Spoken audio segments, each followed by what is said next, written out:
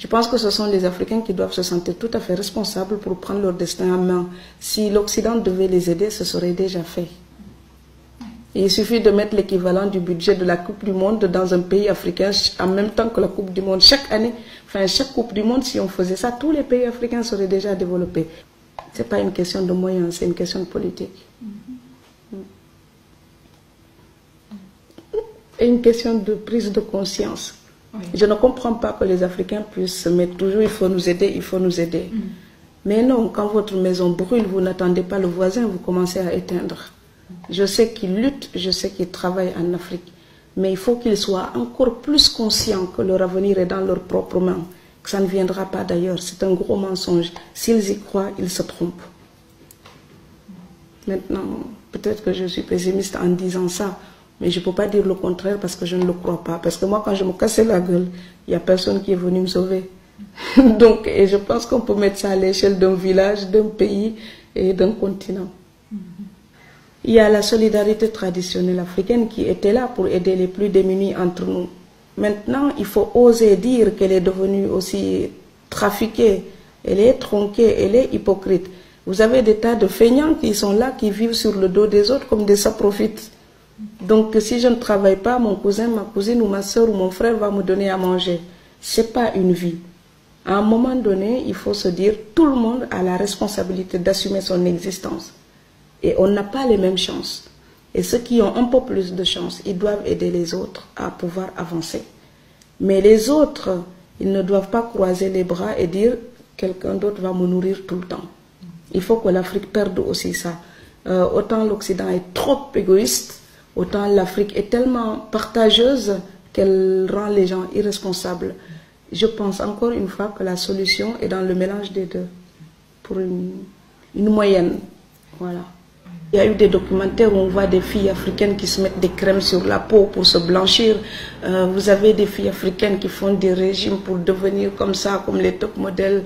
Enfin, non. On est cambré, on a des petites joues, ça fait des trous quand on sourit et nos fesses sont rebondies dans nos jeans. Mais c'est sublime. Donc il faut que les gens apprennent à respecter leur nature.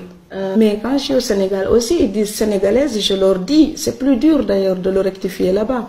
Parce qu'eux, ils disent sénégalaise, je dis franco-sénégalaise. Parce que je suis sénégalaise, mais je ne renie pas ce que l'autre culture m'a donné aussi. Parce que je respecte. Donc je suis vraiment franco-sénégalaise. Et quand je suis ici, qui me présente dans des villes en Europe et ils disent écrivain française, je dis non, franco-sénégalaise. Parce que si je n'avais pas été franco-sénégalaise, mes livres n'auraient pas la réalité qu'ils ont, ce que je dis là-dedans.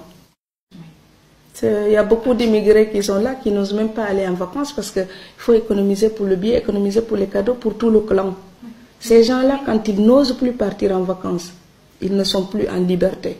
Ils sont pris en otage par un système traditionnel qui fait d'eux des esclaves, qui produisent pour entretenir des gens qui vivent psychologiquement mieux qu'eux. Donc, à un moment donné, il faut aussi que l'immigré soit conscient qu'il est devenu un instrument d'une tradition qui est falsifiée, qui est modernisée pour devenir profiteuse et capitaliste. Cette tradition qui était sociale et humaine, elle se tourne vers le capitalisme. Donc on profite de l'autre pour mieux garder le peu de choses qu'on a. L'immigré ne doit pas accepter ça. Il ne faut pas mentir aux nôtres, c'est à nous les immigrés d'enlever le mensonge des immigrés pour l'apparence.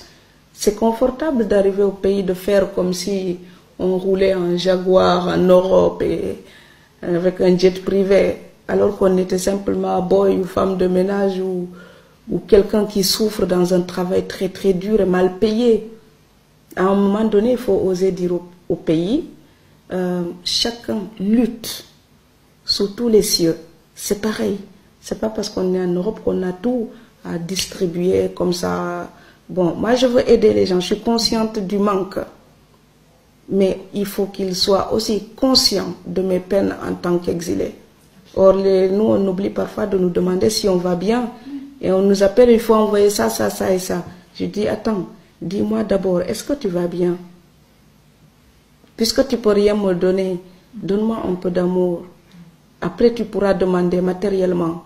Mais nous aussi, on n'a pas besoin de leur aide matérielle pour vivre. On a besoin de leur soutien psychologique. On a besoin de leur amour pour pouvoir trouver la force d'aller gagner ce qui nous permet de les aider matériellement. Et ça, parfois, ils l'oublient. Donc, ils n'oublient pas nos devoirs vis-à-vis d'eux, mais ils oublient que nous aussi, on pourrait attendre quelque chose d'eux.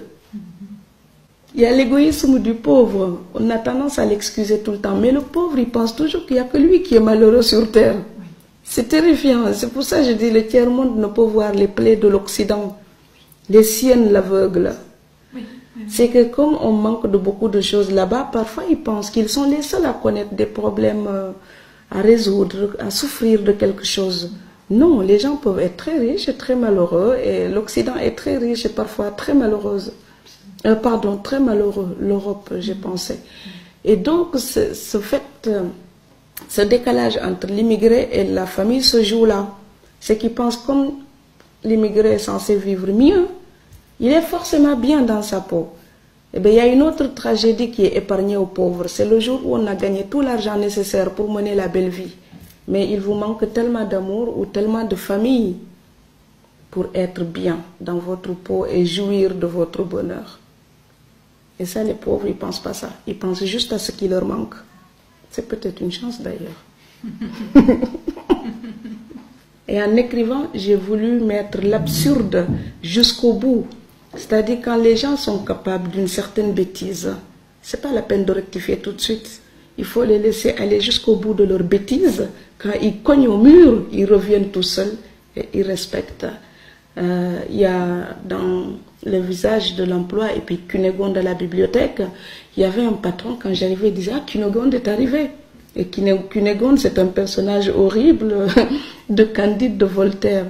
Et il disait ça pourquoi? Parce qu'il pense que je ne pouvais pas comprendre la référence littéraire. Et un jour, on s'est réellement croisés à la Bibliothèque nationale de Strasbourg.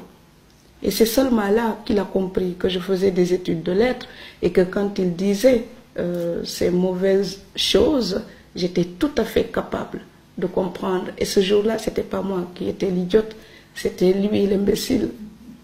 Mais je préfère le rire